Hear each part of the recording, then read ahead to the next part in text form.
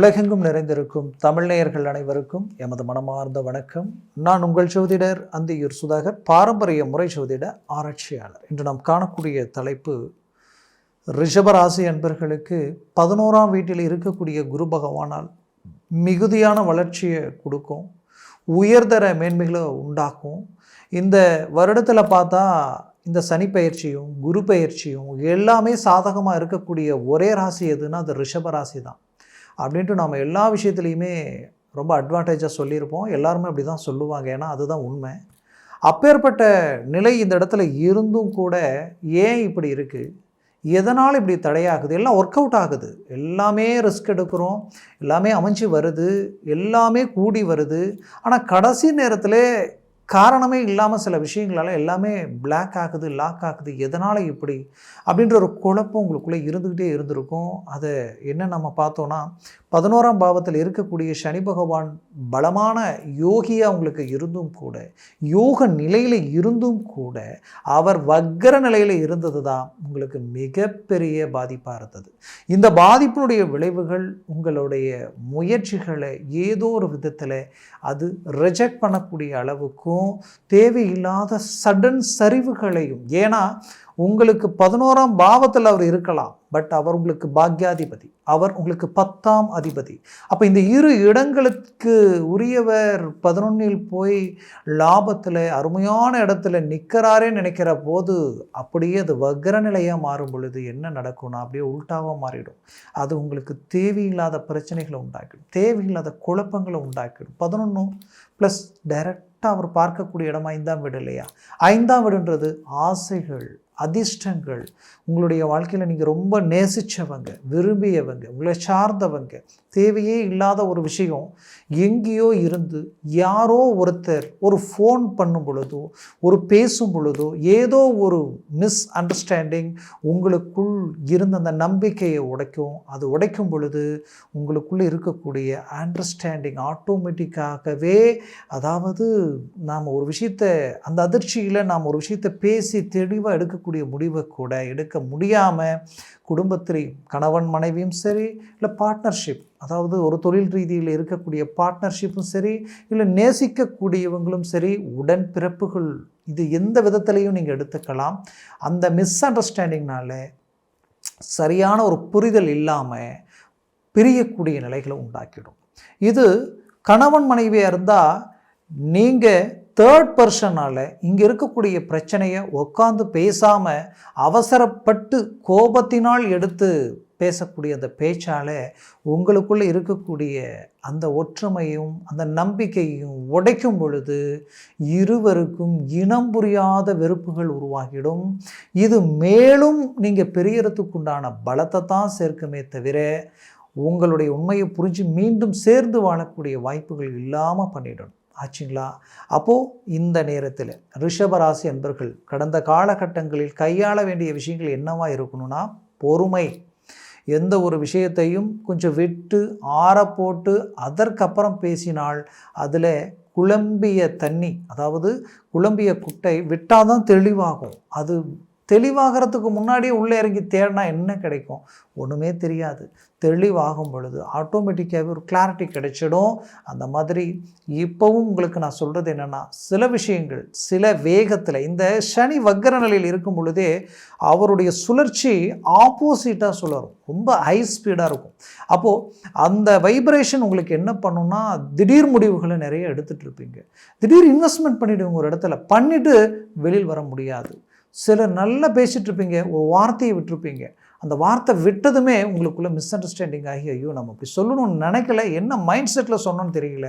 இது உங்களுக்கு மட்டும் இல்லை, உங்களுக்கு எதிரில் இருக்கக்கூடியவங்களுக்கு, உங்களுடைய எதிர்த்தரப்பில் இருக்கக்கூடியவங்களையும் சேர்த்து தான் சொல்கிறேன். அவங்க பேசணும்னு நினச்சிருக்க மாட்டாங்க, ஆனால் எதையாவது ஒன்று சொல்லியிருப்பாங்க, அதனால் உங்கள் மனசு உடைஞ்சிருக்கும். இதனால் பிரிவுகளை சந்திக்கக்கூடிய நிலை.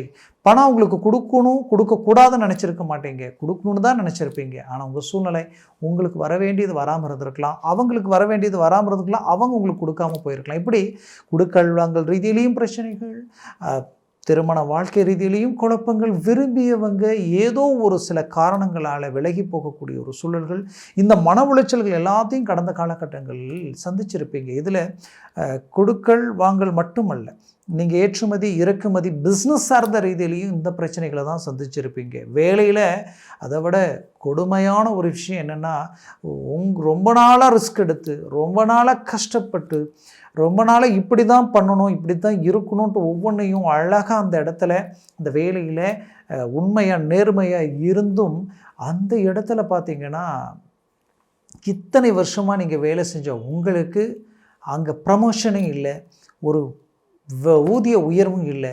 உங்களுக்கு அப்புறம் வந்தவங்க பார்த்தா சடனாக அவங்க பிக்கப் ஆகி அவங்களுக்கு ப்ரமோஷன் கிடைக்கக்கூடிய வாய்ப்புகள் இதெல்லாம் பார்க்கும் பொழுது நாம் என்ன போய் அப்படின்ற அளவுக்கு ஒரு விரதியை சந்திக்கக்கூடிய நிலைமைகள் எல்லாம் ஆளாக இருந்திருப்பீங்க. இப்போது இந்த நவம்பர் 27 குரு நிபர்த்தியாக போகுது.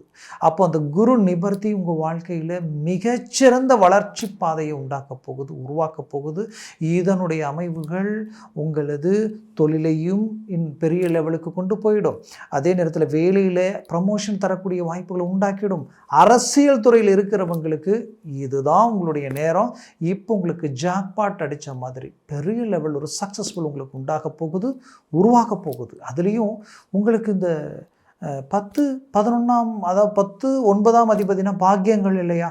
பாக்கியன்றது என்ன? ஒரு திருமணம் அமைகிறது பாக்கியம். அந்த திருமணம் அமைகிற மாதிரி அமைச்சு கடைசி நேரத்தில் நடக்கிறதுல அப்படியே டோட்டலாக பிளாக் ஆகி எதுவுமே நடக்காத ஒரு சூழ்நிலைக்கு ஆளாக இருந்திருப்பீங்க. அதுலேயும் குறிப்பாக சொல்லணும்னா புத்திரபாக்கியம், ரொம்ப நாளாக புத்திரபாக்கியம் எதிர்பார்த்துட்ருக்குறோம் அப்படின்னு நினச்சி சிலருக்கு 1 மாதம் 2 மாதம் 3 மாதம் கூட கரு நின்று எதிர்பாராத விதமான ரீதியில் அபாஷன் ஆகிருக்கும், இல்லைனா அந்த கரு பலவீனம் அடைஞ்சிருக்கும். இதை கண்டு ரொம்ப மன உளைச்சலுக்கு ஆளாக இருந்திருப்பீங்க. இதெல்லாம் நான் நினச்சே பார்க்கலைங்க அப்படின்ட்டு. இன்னும் இது எந்த லெவலுக்கு பாதிச்சிருக்குன்னா, நீங்கள் போக்குவரத்து வண்டி வாகனங்கள் ரீதியில் தேவையில்லா விபத்துகளால் ஒட்டுமொத்த அந்த வேலை உங்களுடைய குடுக்கல் வாங்கல் எல்லாமே குடும்பத்தினுடைய வாழ்வாதாரமே பாதிக்கக்கூடிய அளவுக்கெல்லாமே சந்திக்கக்கூடிய நிலைமைக்கு ஆளாக இருப்பீங்க. அப்போது இந்த ரிஷபராசி அன்பர்கள் பல பேர் பலவித பாதிப்புகளை சந்திக்கக்கூடிய நிலைமைக்கு ஆளாகிறதுக்கு காரணம் சனி வக்கர நிலையில் இருக்கிறது. 5ஆம் இடத்தை பார்க்கும் பொழுது முதலிய நான் சொன்னது ஆசைகள், உங்களுக்கு ரொம்ப பாசம் அன்பு வச்சுட்டு இருக்கிறவங்க ஒன்று, அதிர்ஷ்டங்கள் நிறைய நல்ல விஷயங்கள் நெருங்கி வர மாதிரி இருக்கும். ஆனால் பார்த்தா சடனாக ரிஜெக்ட் ஆகும். அது என்னன்னு தெரியாமலே இருக்கும். ரொம்ப நாளாக நிலுவையிலே இருக்கும். ஏன் நிலுவையில் இருக்குன்னு ஒன்றுமே புரியாது. ஆனால் பார்த்தா காரணம் இல்லாமல் இருக்கும். அது எல்லாமே இப்போ உங்களுக்கு கிளிக்காக போகுது. பெரிய லெவலில் உங்களுக்கு சக்ஸஸ் ஆக போகுது. அதில் 100% ரிஷபராசி அன்பர்களுக்கு இன்னொரு விஷயம் என்னென்னா, இந்த 5ஆம் இடம் இப்போது ஸ்ட்ராங்கான அருமையான அமைவுகள் லாபஸ்தானத்தில் அந்த வக்ர நிவர்த்தி ஆகும் பொழுது என்னென்னா, உங்கள் வேலை ப்ளஸ் உங்களுடைய லாபம் எதில் இன்வெஸ்ட்மெண்ட் பண்ணி இத்தனை நாள் தேங்கி கிடந்ததோ அது பெரிய லெவலில் உங்களுக்கு லாபத்தை கொடுக்க போகுதுன்னு அர்த்தம். அதுலேயும் பார்த்தீங்கன்னா வெளிநாடு வெளிமுயற்சிகள் பெரிய லெவலில் சக்ஸஸ்ஃபுல் கொடுக்கும். வெளிநாட்டில் நீங்கள் இருக்கிறீங்கன்னா உங்களுக்கு தான் ஜாக்பாட் அடிக்குதுன்னு அர்த்தம். ஏன்னா நீங்கள் பட்ட மன உளைச்சலும் இனம் புரியாத வழி வேதனைகளுக்கும் கிடைக்கக்கூடிய அற்புதமான ஒரு ரிசல்ட் அது இருக்க போகுது. உங்களுக்கு வேண்டியவங்க உங்களை தேடி வரக்கூடிய வாய்ப்புகளும் இது உண்டாக்கிடும். கவலைகள் வேண்டியதில்லை. குறிப்பாக உங்களது வாழ்க்கையில் ஆரோக்கிய ரீதியில் சில பாதிப்புகளை சந்திச்சிருப்பீங்க. அந்த பாதிப்பில் இருந்து அழகாக ரிலீஃப் ஆக போகிறீங்க. மேலும் கணவன் மனைவி ஒன்று சேரக்கூடிய காலமாக இது இருக்க போகுது.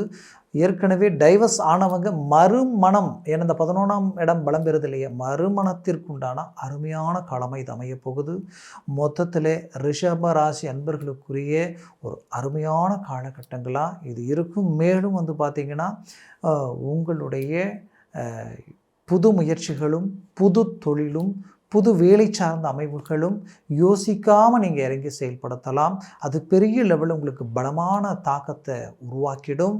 அதே சமயம் ரொம்ப நாளாக நான் அரசு உத்தியோகத்திற்கு பரீட்சை எழுதிக்கிட்டு இருக்கிறேன், அதற்குண்டான முயற்சிகளை செய்துக்கிட்டு இருக்கிறேன், ஜஸ்ட் 1/2 மார்க் 1 மார்க்கில் மிஸ் ஆகிட்டுருக்கு என்னன்னு தெரியல நினச்சிங்கன்னா கண்டிப்பாக சொல்கிறேன், இப்போ மூவ் பண்ணுங்கள். அது உடனடியாக கிளிக் ஆகிடும். அரசியல் துறையில் பெரிய லெவலில் உங்களுக்குன்ட்டு ஒரு அங்கீகாரத்தை உருவாக்கிடுவீங்க. புது முயற்சிகள் உங்களுக்கு கை கொடுக்க போகுது. இது எல்லாத்தையும் பார்க்கும் பொழுது ரிஷபராசி அன்பர்களுக்கு ஒரிஜினலான உண்மையான ஒரு நல்ல தெளிவான ஒரு வாய்ப்புகள், அதாவது தோல்வி இல்லா வாய்ப்புகள் உங்களை தேடி வரும்ன்றது தான் உண்மை. அதனுடைய வாய்ப்புகளை கடின உழைப்பாளியாகப்பட்ட நீங்கள் ரிஸ்க் எடுத்திங்கன்னா சக்ஸஸ்ஃபுல் உண்டாக்கலாம். நான் சொன்ன பலன்கள் கோச்சார ரீதியில் சொல்லியிருக்கிறேன். ஜனன ஜாதகமும் திசா புத்தியும் சர்வாஷ்ட வர்க்க பரல்கள் பொறுத்து பலன்கள் மாறுபடும். ஜனன ஜாதகத்தை பார்த்து ஒரு முடிவெடுங்க, ஆகச்சிறந்ததாக இருக்கும். அப்படி பார்க்கணும்னு நினச்சிங்கன்னா கீழே இருக்கக்கூடிய காண்டாக்ட் நம்பருக்கு கால் பண்ணி முன்பதிவு செய்து வாட்ஸ்அப் மூலமாக ஜாதகத்தை அனுப்பி தெளிவாக விவரமாக கேட்டு தெரிஞ்சுக்கிங்க. ஏன் சொல்கிறேன்னா சர்வாஷ்ட வர்க்கத்தில் இந்த கிரகங்கள் எத்தனை பரல்களோடு இருக்குன்றது ரொம்ப முக்கியம். அதனால் இது எல்லாத்தையும் தேர்ந்தெடுத்து கரெக்டாக ஒரு வேலையை செய்திங்கன்னா அது 100% சக்ஸஸ்ஃபுல் உங்களுக்கு கொடுக்கும். அதனால் நீங்கள் உங்களுடைய முயற்சிகளையும் சரி, எந்த ஒரு விஷயத்தையும் சரி ஆழ்ந்து சிந்தித்து செயல்படுங்க. மேலும் உங்களது வாழ்க்கை வளமாக அமைந்திட எமது மனமார்ந்த வாழ்த்துக்கள். நன்றி, வணக்கம். மீண்டும் சந்திக்கலாம்.